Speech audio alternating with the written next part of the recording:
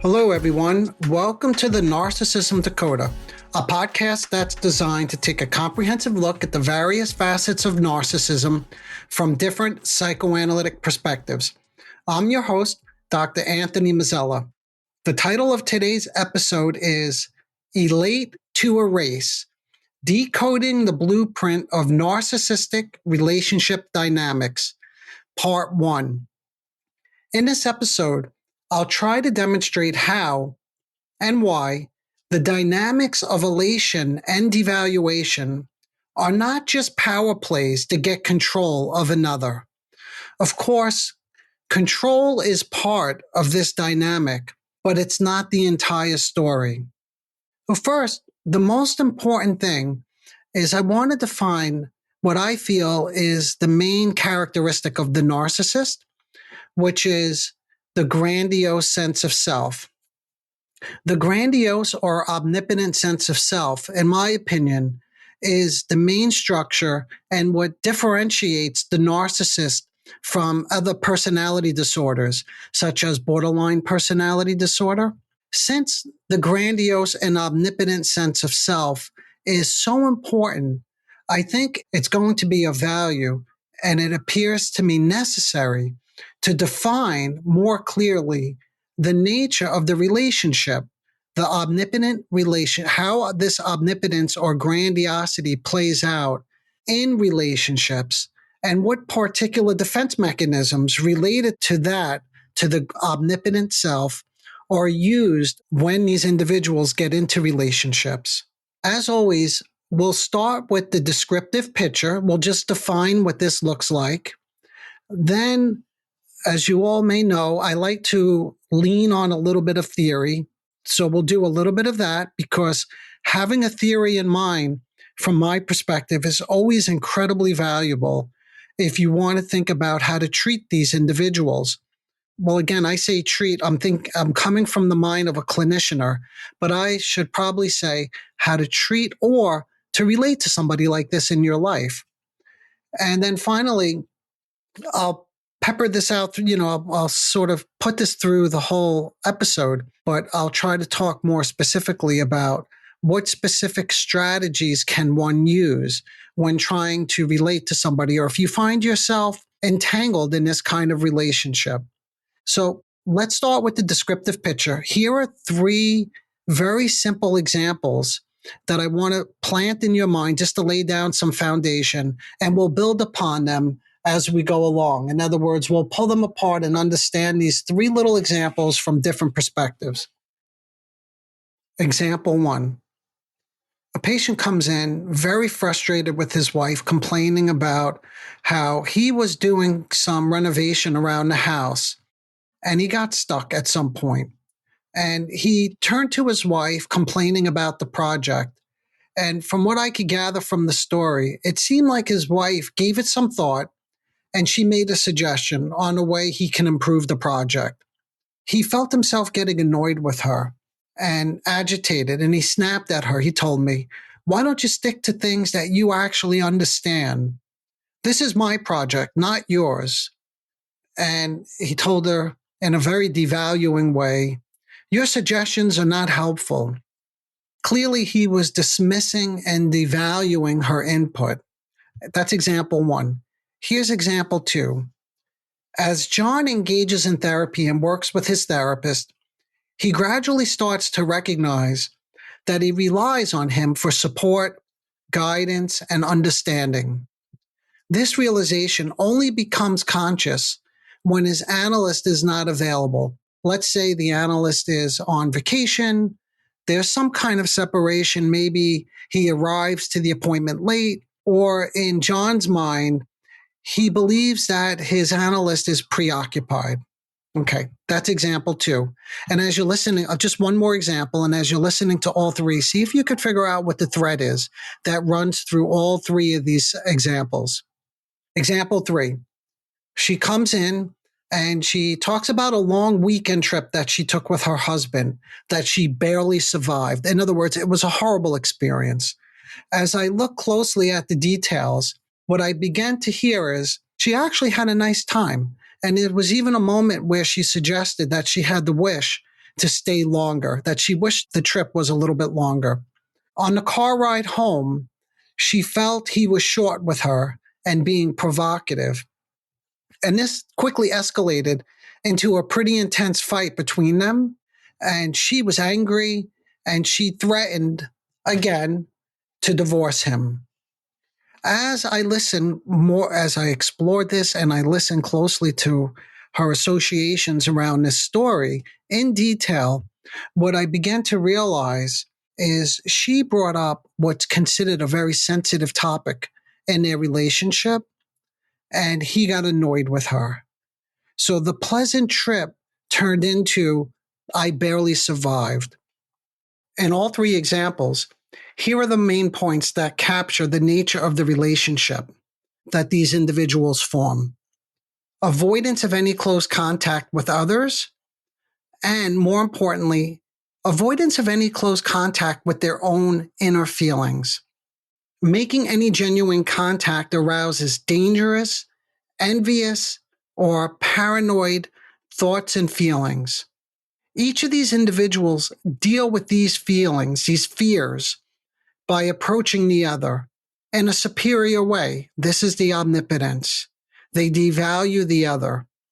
In their superior, omnipotent attitude, they deny any need for dependency. Accepting something of value, for instance, they can't accept something of value from his wife. That was the suggestion on the project. From her husband, which was the pleasant trip, and from his therapist. They can't accept something of value because they feel so threatened. And anxieties, as I mentioned before, dangerous, envious anxieties begin to get aroused in them, which then they need to get rid of quickly. Okay, so let's understand this now a little bit more deeply. In order to do this, we need to turn to the literature. In the literature, so this is the psychoanalytic literature, but this is also the social media content literature, if I can call it that. So in other words, I just listen to other podcasts. I turn to YouTube because it's always fun to see how these things are being discussed in this day and age.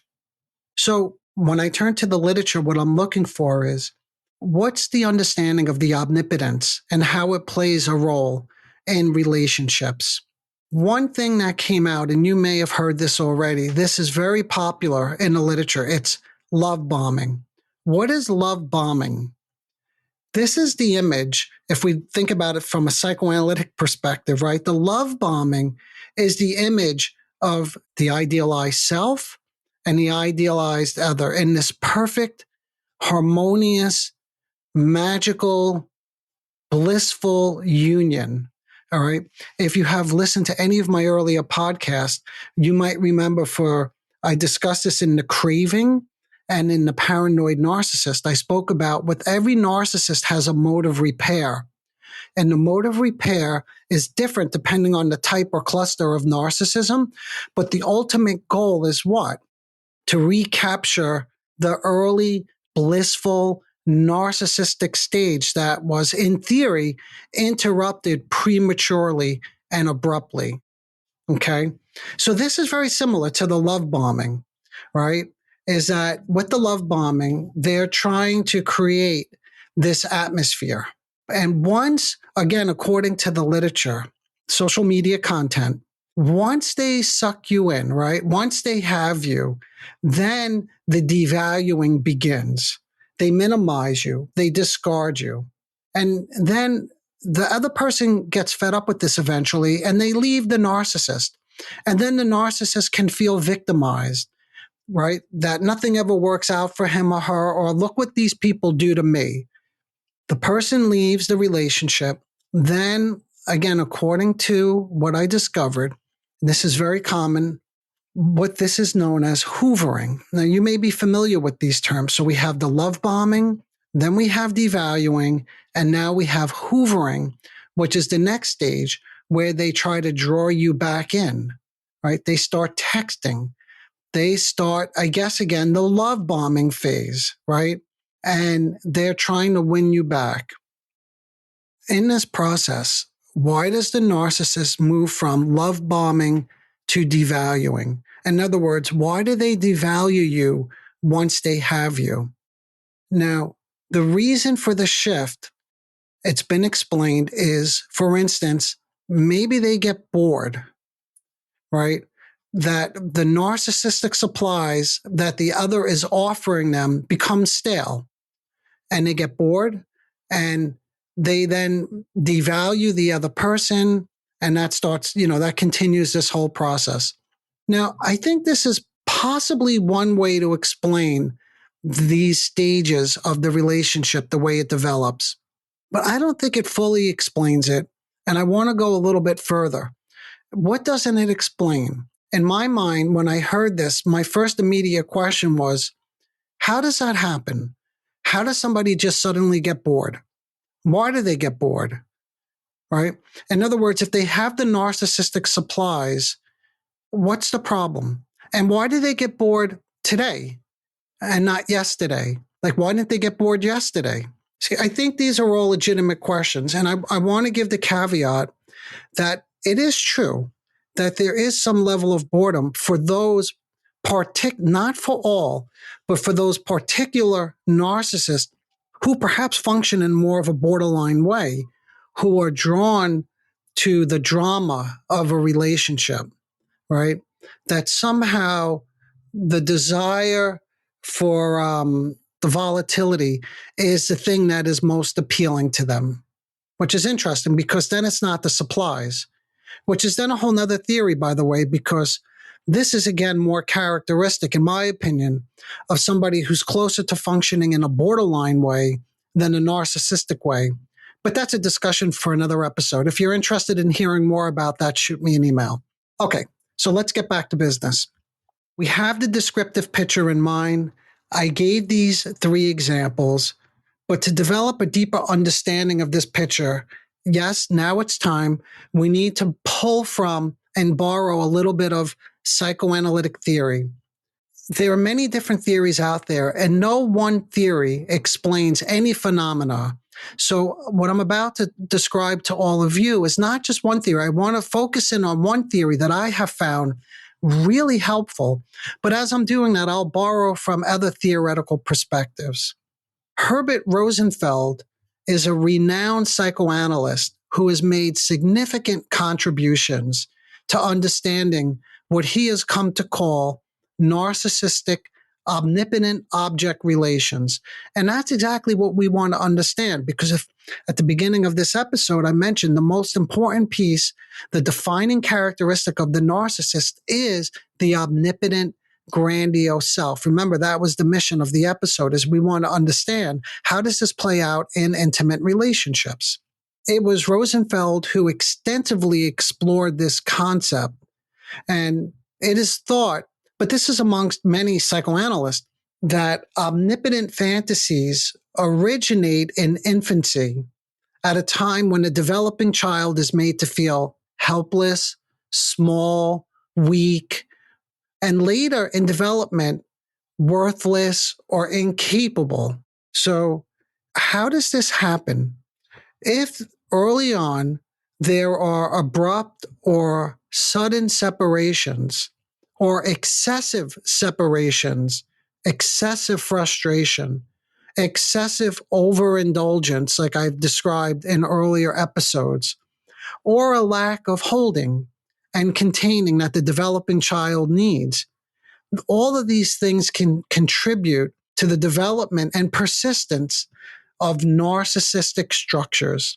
I described this in earlier episodes, that I don't feel that it's almost like if the developing child feels that the caregiver doesn't care about them, what they put up is known as an affect block. So in other words, this is the beginning of the grandiose sense of self.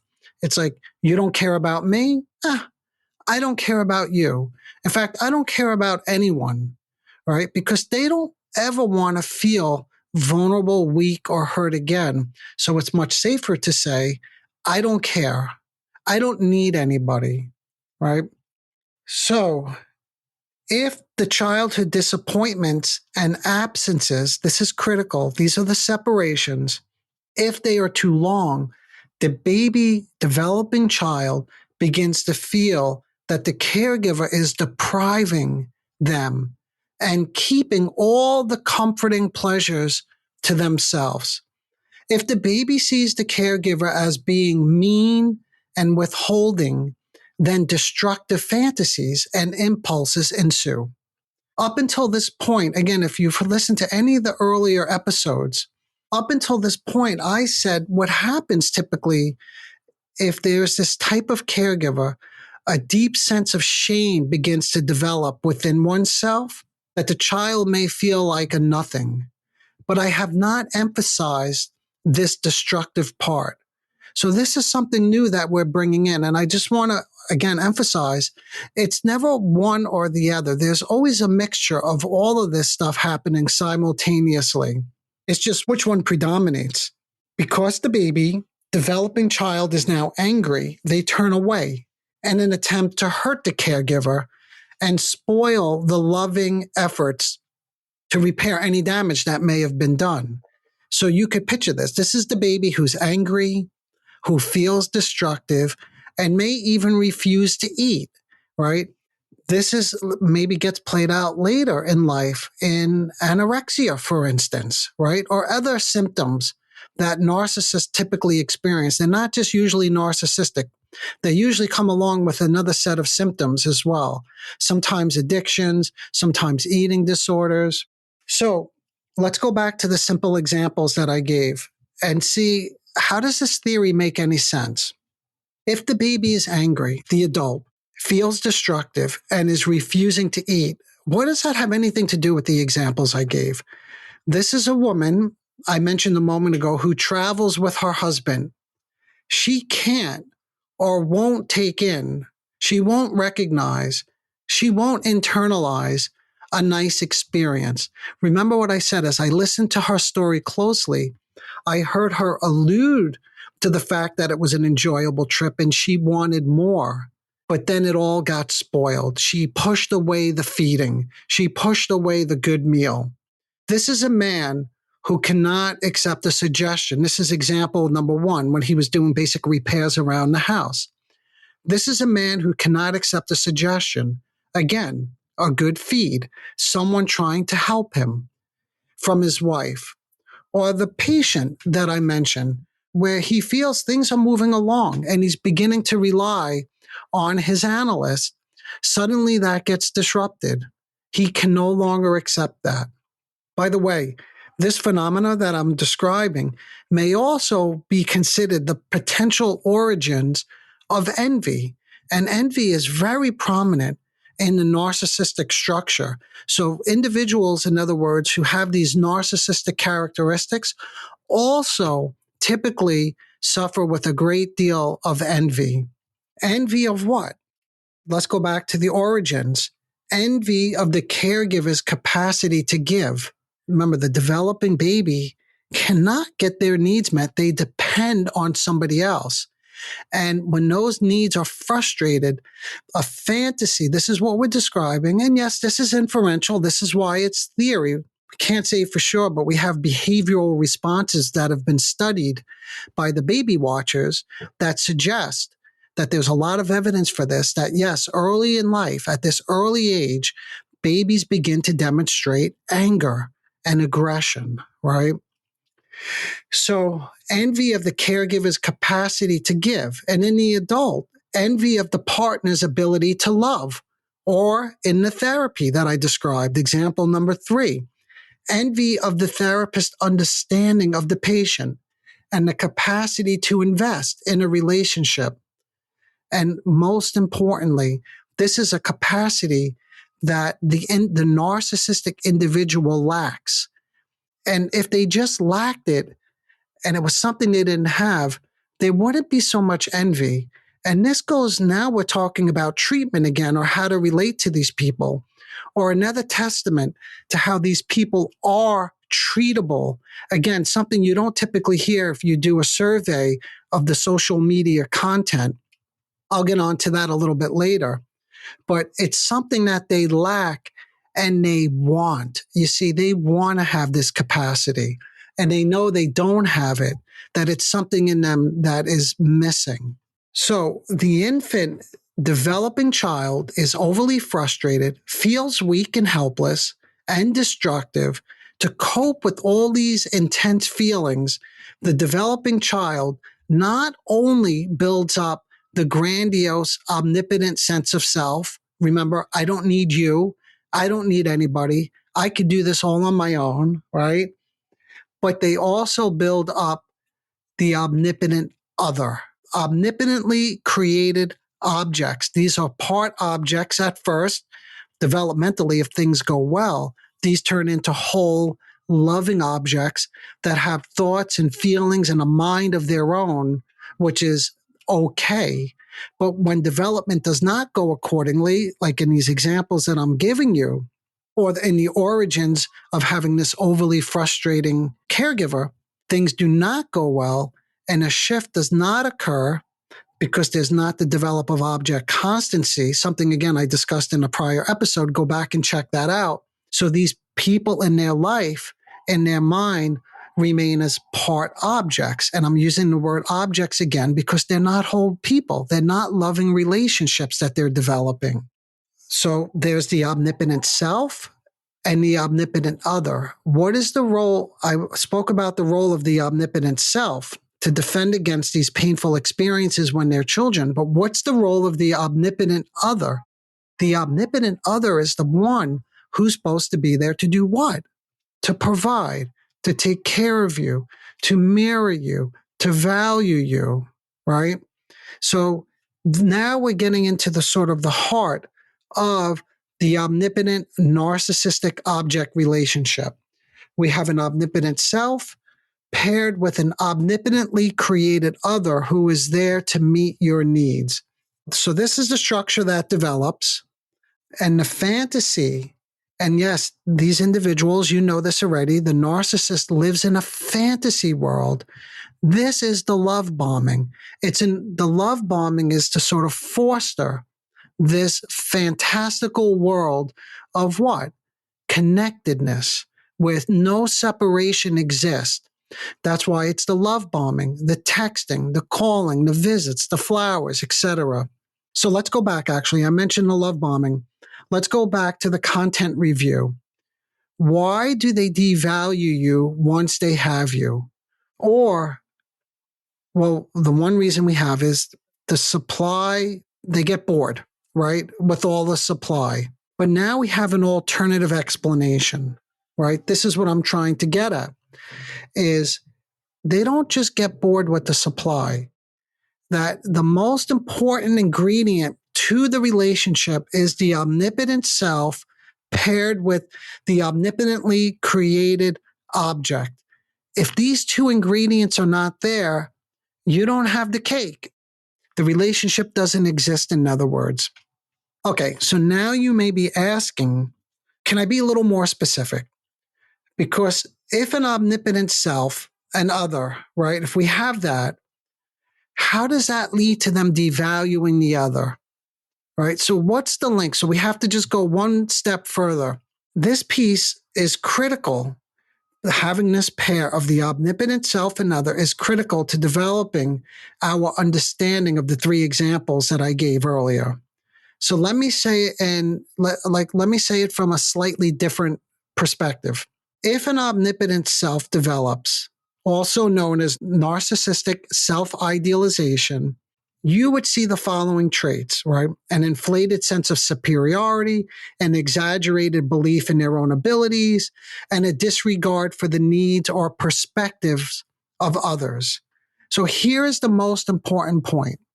When the narcissistic omnipotent self, that's the self-idealization, diminishes, when it diminishes, or when the omnipotent self is challenged, the individual becomes aware of his need and dependency on the other. Remember, this whole structure is designed to create this illusion that they don't need anybody else. But when this is challenged, they begin to become more aware of their dependency on the other, on her husband, right? On that trip, right? With that woman. And all the examples that I mentioned earlier. Why do they devalue you, though, once they realize this dependency? Now, the explanation we have is they become bored.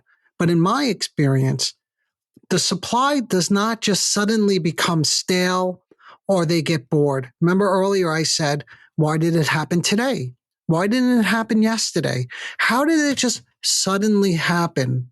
More importantly, something triggers the shift. And I'm not saying that this is always the case. Maybe they do get bored. Remember, I mentioned that earlier. But again, I typically see that more with borderline patients that I treat. And of course, there's significant overlap. Sort of behind every narcissistic structure is a borderline structure. It's the grandiose sense that separates them. Anyway, I digressed again. But something triggers the shift from love bombing to devaluing. But oftentimes, that which triggers the shift is so subtle, it goes unnoticed. And there's so much anger and so much fighting. It's like a big smoke screen. The subtle thing that triggers the shift goes unnoticed until you can slow them down and somebody, maybe not you, maybe me, right?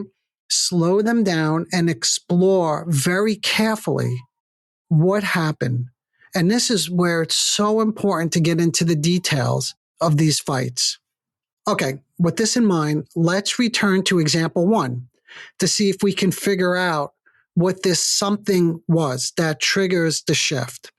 And example number 1, this is the simple renovation in the house, and this fellow gets stuck, right? First, when someone comes in and is raging at their wife, or if you're in this situation, or you know somebody who's in this situation, the first order of business is what? To always help them become more regulated. Anytime I hear somebody yelling or cursing, I know already that, in my mind at least, this is just the way that I conceptualize it. And by the way, this is what I find helpful. I'm not suggesting that this applies to every case and will apply to every situation. But what I find helpful is when someone is dysregulated, the first goal is to get them regulated, to help them regulate their emotions. Why is this so important? Because you can't talk to somebody who's dysregulated. It's impossible. So the first order of business is what? Slow them down, containment, listening, helping them get into a more regulated state of mind. One way to do this, which I often again find to be very successful, is to be curious and listen and encourage them to tell you about what happened. And then eventually you could go beyond the descriptive. When they start to calm down, you could go beyond the descriptive material and try to tap into, but what was going on inside of you? What were you thinking when your wife made that suggestion? What were all the thoughts and feelings? And this is a little bit of review, but it's when you're dealing with somebody like this who cannot hear you, it's always best to take up a position from their perspective. And this is what I've called appreciating the subjectively useful component of a maladaptive symptom. It's not condoning their behavior. It's not agreeing with their behavior. It's just demonstrating to them that you can hear it from their perspective. And already, this is most likely different than what anybody has ever done with them in their life. Sometimes I get the question, this is going to take a long time. And I say, you are absolutely right. Working with somebody with narcissistic personality disorder takes time. And it's not an easy job. But if things go accordingly, there should be incremental shifts along the way. Because as I was just saying, if you can listen to them in a way that's different than anybody has ever listened to them, that already will leave them with a different feeling. And this is a trajectory sometimes of what happens when you do that. So I review with this fellow what happened. And in the back of my mind, what I'm saying is the primary goal is in the narcissistic omnipotent object relationship is what? What is the primary goal of the narcissist? The omnipotent relating. This relationship is only attainable when he's receiving constant attention, admiration, acknowledgement from his wife. We can see in this example, the moment these supplies are unavailable, she makes a suggestion. She has a different opinion on the way he can improve the home renovation project. This, which by the way, this forces a separation. And you might remember earlier when I was talking about the origins of this type of relationship that I said absences and separations are prolonged, and the baby feels that the caregiver is depriving them. They feel inadequate. They get angry. Remember that? So in this situation, as we begin to slow this fellow down and I'm talking to him, what I begin to understand, what this in the back of my mind is at these moments, he feels frustrated because this is not just a different opinion. He's under attack. Remember, there's no such thing as an absent caregiver. There's only a hostile caregiver. These are people who grew up with too much frustration. So they're under attack. This is appreciating the subjectively useful component. I'm trying to appreciate it from his perspective. I'm not offering advice. I'm not telling him to create boundaries. I'm not telling him how to live his life. He's an adult. And those things typically don't work in my experience. So at these moments, what I find is when you could slow them down and get a little closer to their inner feelings, oftentimes you quickly hear how powerless, inadequate, helpless, or humiliated they feel, that they feel more accurately that they're being made to feel this way. That's the way I should say it, in other words, that it's not just that they feel this way, but they're being made to feel this way. In other words, somebody's doing something to them. And that's the piece that I just mentioned, that they're under attack. But we understand where that comes from. And since we understand it, we can be a little bit more patient or empathic with them. And this, by the way, goes to how do I relate to people like this in my life? The first thing is we need to understand what's going on. And that makes it a little less personal. Again, I'm not condoning the behavior, right? But if you can begin to understand where it's coming from, it puts you in a position to be able to talk to them in a different way. And when you talk to them in a different way, and you're not just fighting, and you're trying to understand them, almost always, I find this with the couples that I work with as well, it begins to diffuse the anger. The anger goes down. And as you begin to help these people, these individuals, learn how to use language in a way to communicate something, now there's this possibility for it because the dysregulation is down. They're more regulated. And when you're more regulated, you have a better capacity for symbolic functioning, which is the use of language.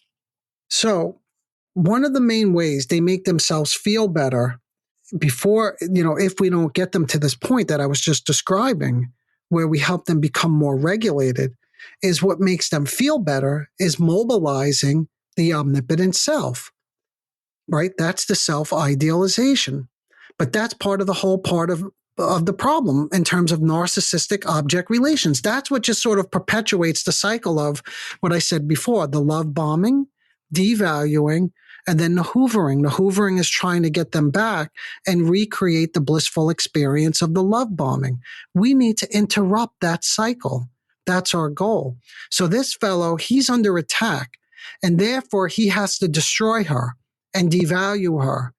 In essence, he's saying to her, you're little, not me. I don't need anything from you. He minimizes and destroys what she has to offer him.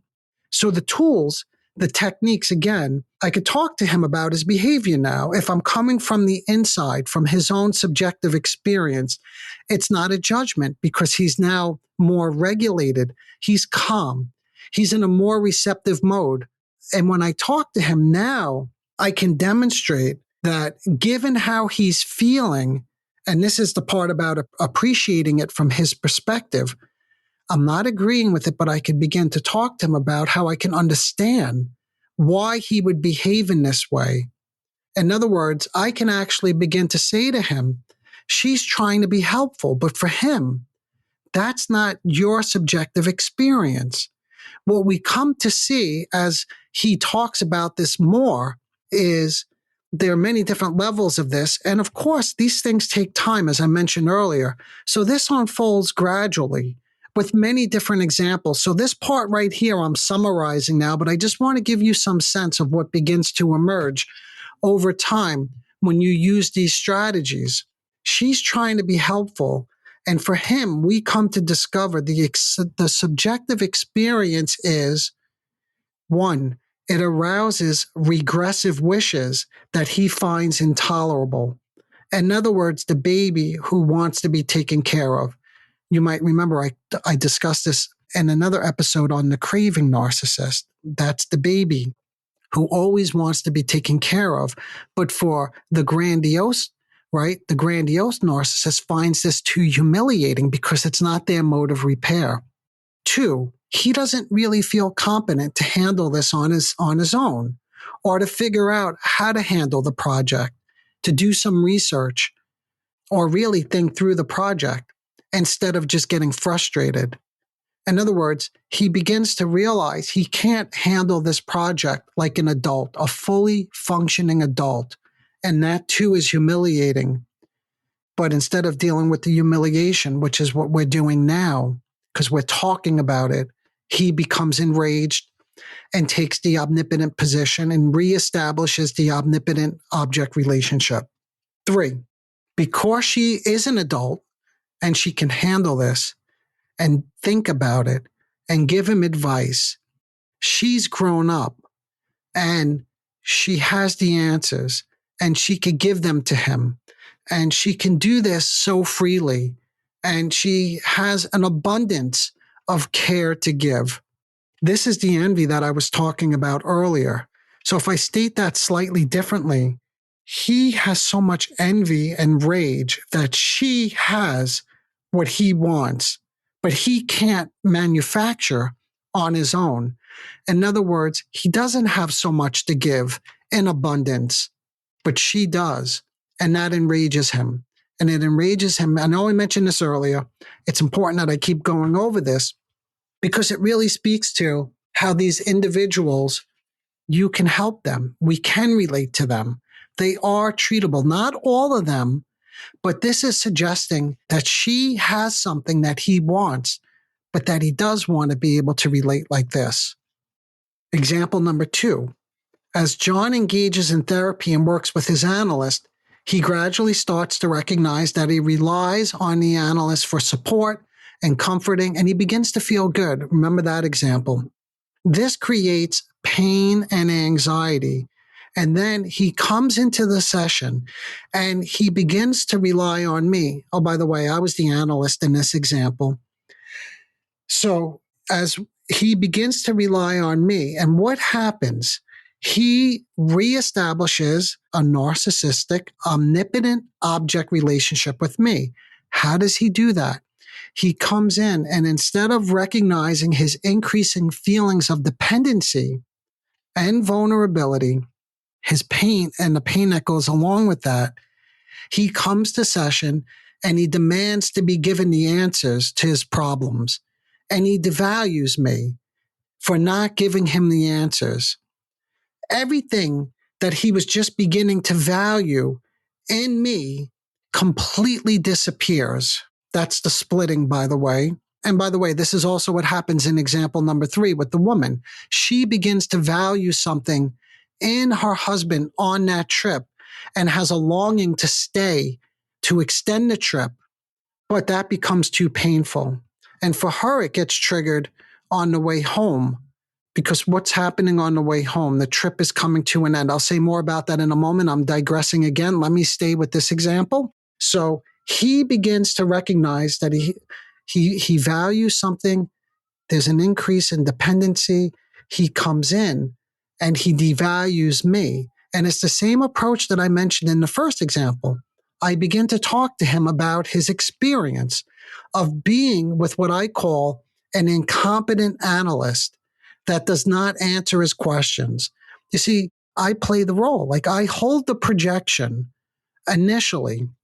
I even say an incompetent analyst who doesn't have the answers, because I want to get it close to his experience of what it's like to be with somebody who doesn't have the answers and who, in his mind, is preoccupied. Like, he felt one day, and this is what triggered it, by the way. He came in one day and felt that I was preoccupied with my own business and I wasn't paying close attention to him.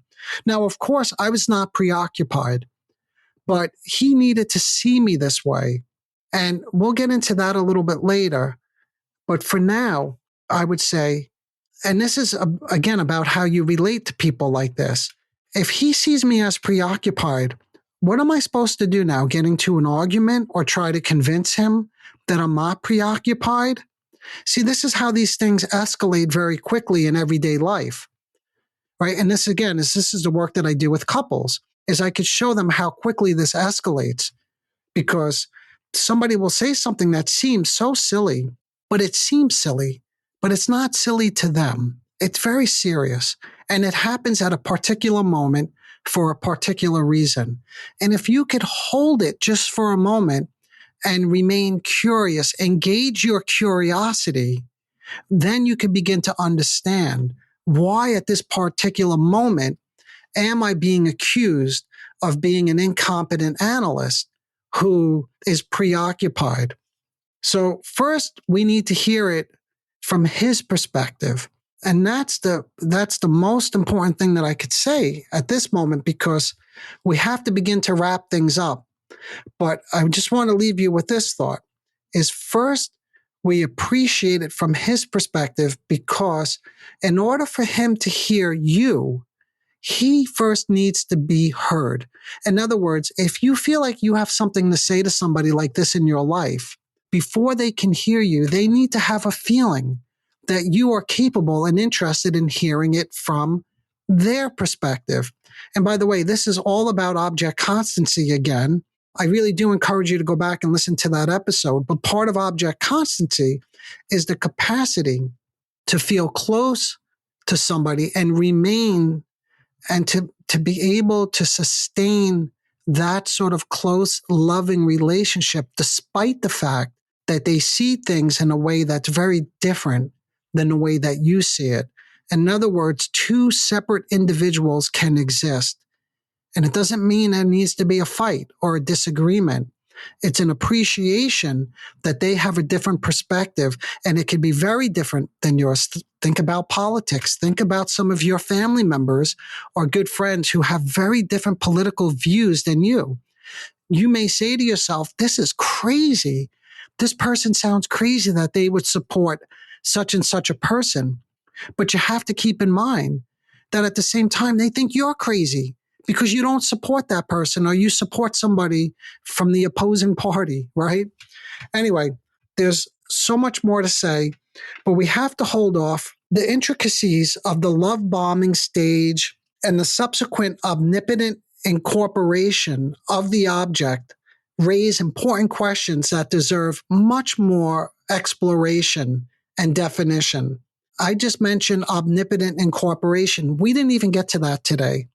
And maybe this will be a good place for us to pick up when we go into episode 2 of what may turn out to be a series, and rightly so, because the way these individuals relate to other people in their life is so complicated. It deserves quite a bit of space. To truly understand and facilitate improvement in these relationship dynamics, a more comprehensive analysis is necessary. For instance, what would have to happen for improvement to occur? Now, you may have realized I'm already touching on this, but there's so much more to say about And that's a good thing that there is much more to say in terms of how we can improve these relationships and break that cycle of the love bombing, devaluing, and then the hoovering. But regrettably, we must conclude our discussion here for now.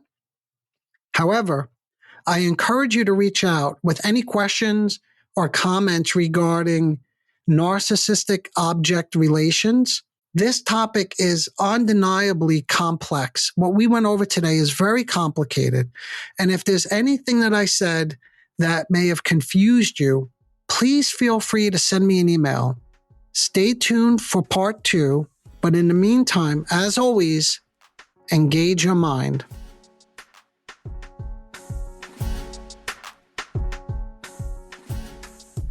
Disclaimer alert. The Narcissism Decoder podcast is provided for general information purposes only. The content presented in this podcast is not intended to diagnose, treat, or cure any psychological condition related to narcissism. The content on this podcast should not be considered a substitute for professional medical advice, diagnosis, or treatment. For specific advice pertaining to narcissism or any other psychological condition, you could reach me directly. I am an experienced mental health practitioner who is always taking on new patients. If you would just like a consultation, I can do that too.